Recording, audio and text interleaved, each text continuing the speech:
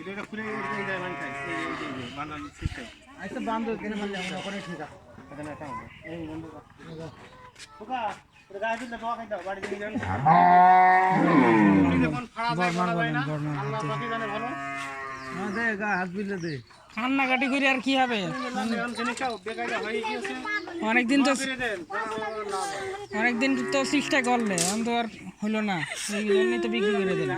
গরু বিশাল গরু না